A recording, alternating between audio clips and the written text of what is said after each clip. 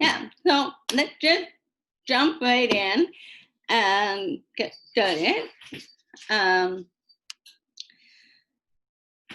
So first of all, I just want to say thank you again for coming every week and just giving me the chance to really get outside of my comfort zone and just really, it's been good for me. It's a good experience, and hopefully we're learning something. And yeah, so I'm going to go ahead and start sharing my screen.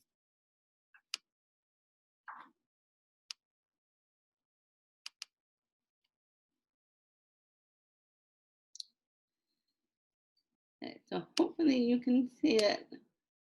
And so the topic today, I was thinking about how at the end of the year, we're already in the middle of December, or almost in the middle of December. And I know we're thinking about the holidays and things, but it's also a good time to start thinking ahead a little bit. And I know that many people are just ready for this year to end. And but if we don't start to think about what the next year is going to look like, or if we don't plan ahead a little bit, then things are just going to stay the same. So, and I realize we can't guarantee anything. I mean, nobody planned for this year to be the way it was. So we just have to take stock in our own lives and do what we can. So this year, it's just some things you can do to maybe help lead your new year, the full year, to be what you want.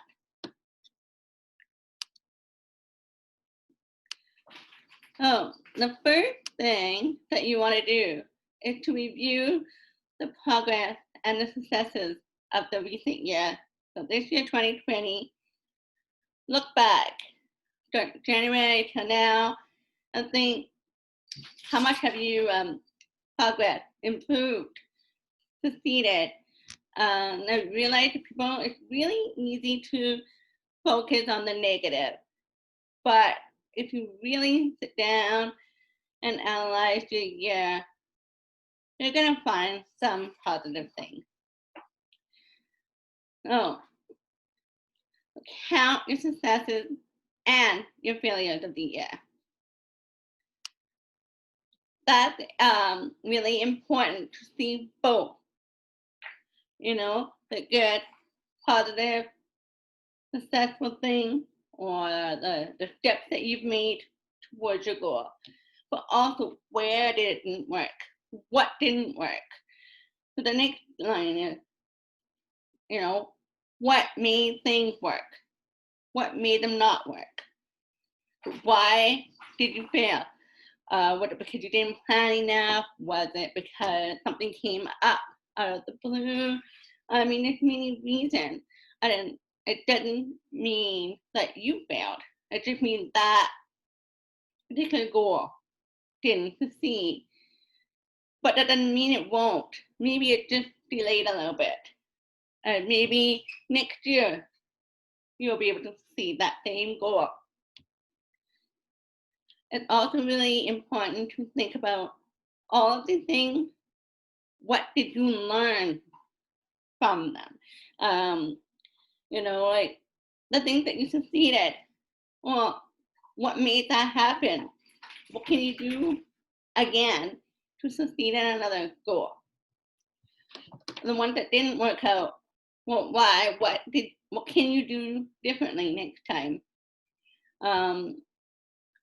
The thing, or maybe one part of it worked, but the second part didn't. It's really hard to really give examples of that. But let's say working out, you're trying to lose weight or something, right? You're trying to work out, you're working out 3 days a week, but your nutrition is not on point.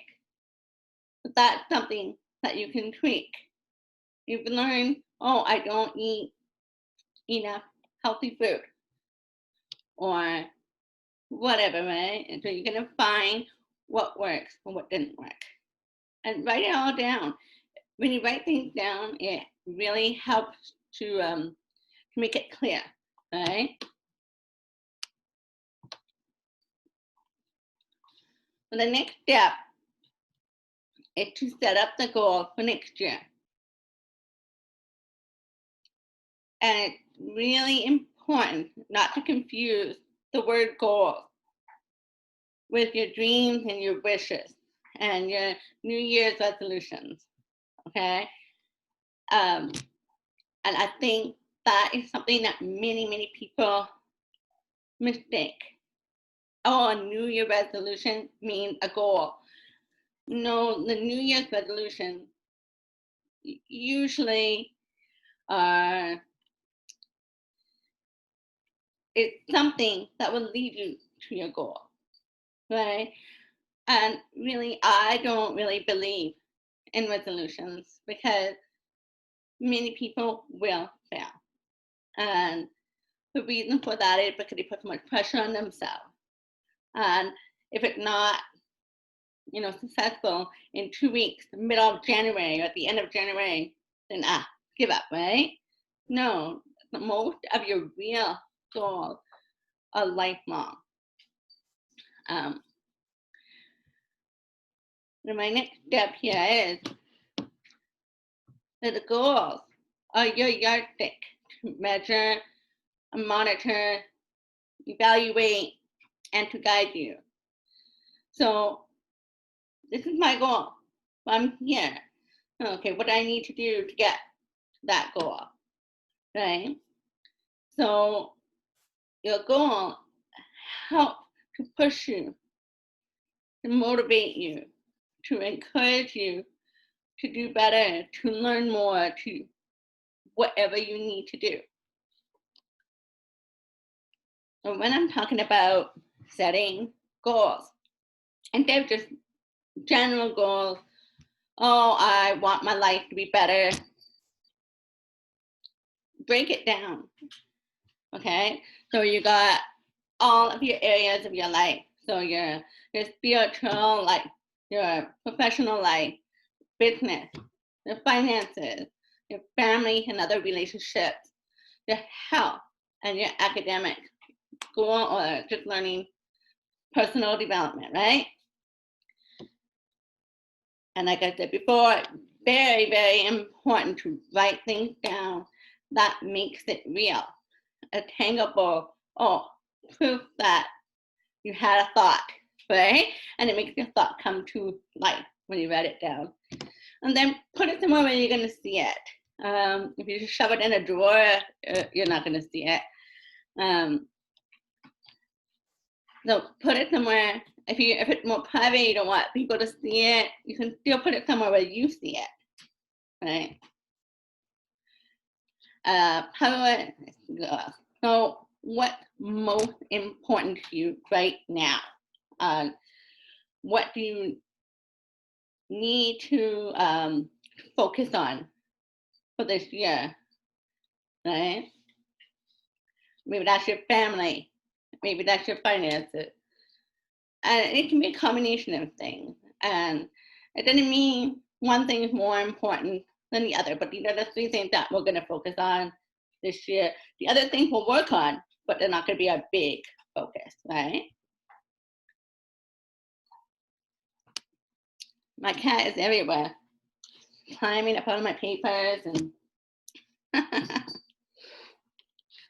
so identify your why, and your why will help motivate you and keep you on track as you move towards your goal. So why is this your goal? You want to be healthy, but why? I want to be healthy so I can live longer. Why? So I can see my children grow up. And that's your why. You want to see your children grow up, or whatever your why is. I want to you know, I want to start saving money. Why? So I can pay all my bills. Why? So I can live a life of stress-free, right? That's your why. So break it down. Don't just, I want to be rich. Well, who doesn't, right? So why? Why do you want to have a lot of money? So you can pay your bills, have a house, a car, food for your family, so that you can be stress-free. You're breaking it down, and that identifies your why, and that will help motivate you. And again, write it down, put it up where you can see it.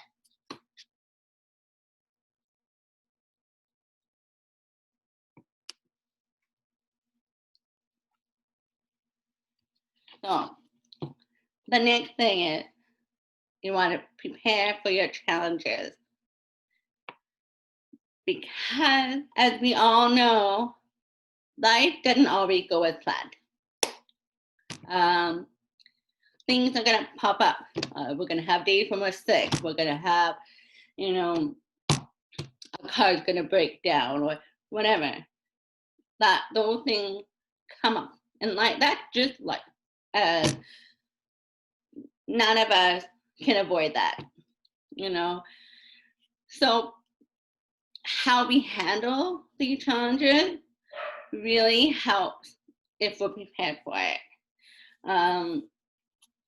If we just say, oh, not me, that would never happen to me, ignore the possible challenges, then when they happen, they're just going to hit us and we're not going to be able to handle it very good, So every goal has potential challenges. So your goal to become more healthy, what are your challenges?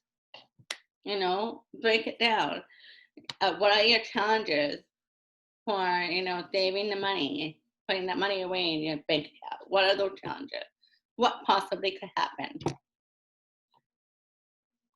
Have a plan. And again, I know you can't always guarantee that your plan's going to work, but if you have a plan, your first thought isn't going to be panicking. You're going to say, okay, I need to do this and this, right? And have a backup plan. So let's say you want to run and lose weight, and then the first day you go out, you fall and you break your leg. And I hope that didn't happen. But if it did, are you going to give up? No, you can find other ways to be healthy, focus on your food, right? There are other things you can do to reach your goal. Maybe it will take longer. You go to physical therapy, whatever, right? You have a plan for anything that comes up your way. And maybe those are bad examples, but if you think about every day, when you plan for your day, you wake up in the morning, no, I'm gonna get everything done. And then, nothing happens, there's a train that makes you late for work. But you have a plan. Okay, well, I'm gonna go a different way. My day's gonna maybe shift a little bit. Maybe not gonna have time to cook the big meal you're gonna have. So I'm gonna have something smaller. You have plan. You have things ready.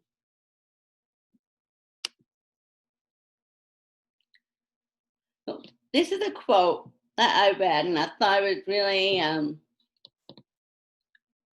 really true. Before you could do anything, you have to be something. You have to be someone. Who are you?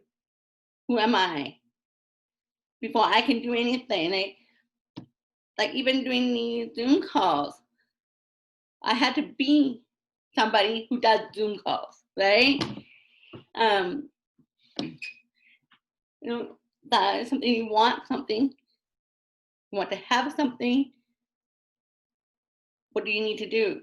And who do you need to be to do those things? So, for example, I want to have a business. I need to do the work, but I have to be the person who gets up early to do the work, right? So that is the formula for getting the things you have.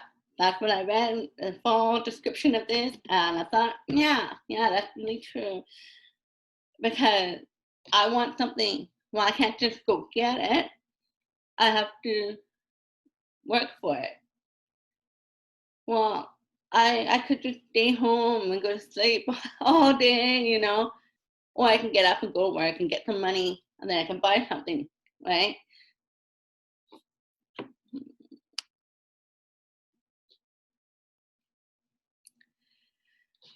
Analyze your relationships. Are they helping you, or are they pushing you back from your goals? And these relationships could be anyone in your life. So your family, your friends, your coworkers, it can even be yourself. And I'm probably right when I say that most of us kind of block ourselves from achieving our goals. So really important to kind of analyze ourselves, analyze the relationship. Are these people stressing us out, or are they helping us? Or people who, it doesn't mean that you have to like completely let go of people. It just means creating boundaries. We talked about that in another call.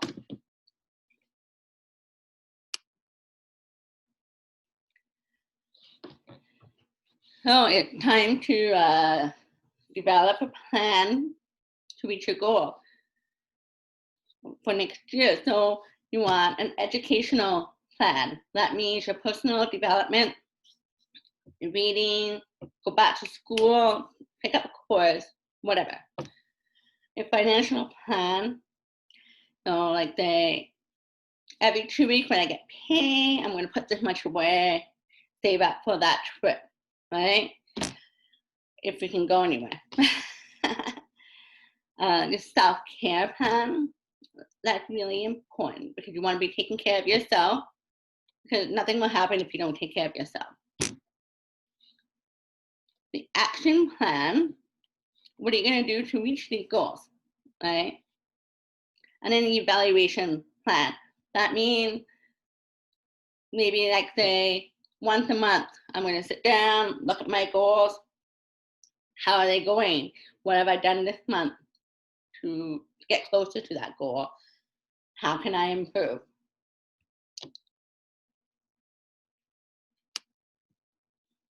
And here's the most important thing. You've got this. You can do this. I can do this. We can do this.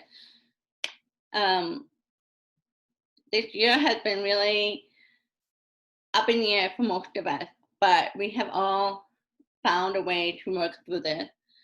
We can keep doing this. We're strong enough, and we have the ability to make the adjustment that we need to get through anything. And if 2020 has not proved that to you, then your year wasn't that bad.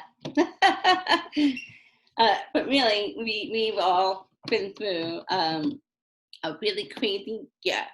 And so next year, I was reading some people's comments about they're not even going to try next year. They're not going to plan anything for next year. But a plan is really a hope and a dream, right? And you're not living if you don't have any hope or dreams. So to say that you're not planning anything, really, I think that's just something, that's a story that you're telling yourself.